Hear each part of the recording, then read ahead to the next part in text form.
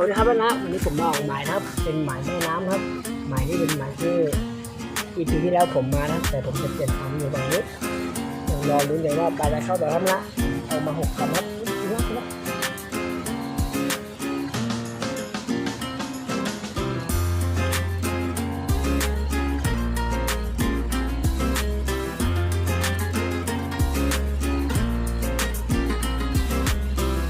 รุ้นกันครับก็จะได้ตัวกันครับ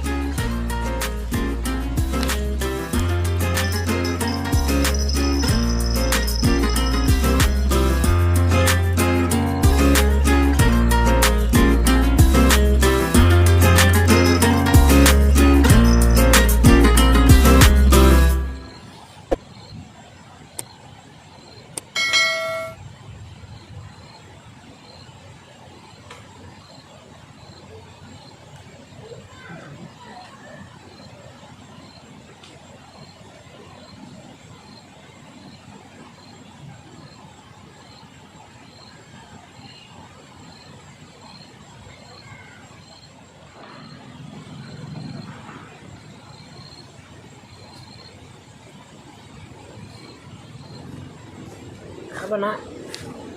ร้านนั้นมันต่อมันมายุ่งกับเบ็ดกับผมเกินนะผมก็เลยเอาออกเหลือแค่4 คำผมจะได้เปลี่ยนไส้เดือนดินทันนะครับเรารู้ว่าจะเข้าแบบผมยังไม่ได้สักตัวนี้นะเรารู้ว่าจะเข้าแบบนะครับ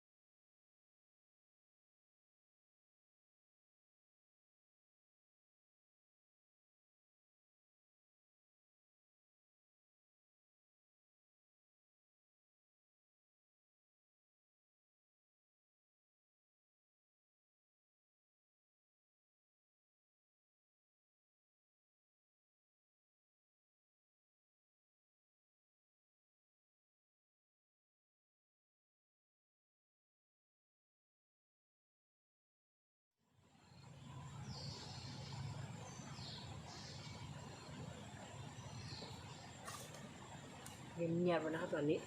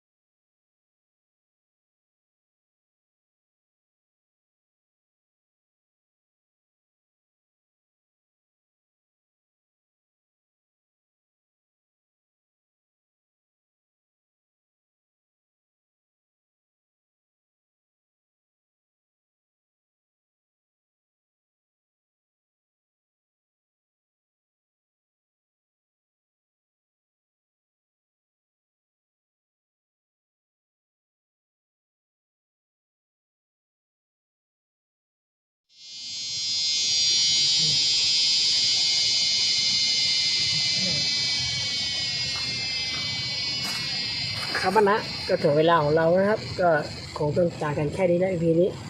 ได้แค่ปลานิลเป็นตัวเดียวนะแต่ก็ถือว่าได้กับข้าวเย็นนี้นะครับเดี๋ยวเจอกัน EP หน้าครับนะครับผมครับนะก็เดินทางกลับบ้านนะครับหมายแม่น้ำนะ EP นี้ EP หน้าจะมาซ้ำหมายแต่ผมจะมาใช้เป็นอาหารใช้ลำลองดูซิว่ามันจะกินกว่าหรือว่าเป็นไงนะหมายแม่น้ำแบบนี้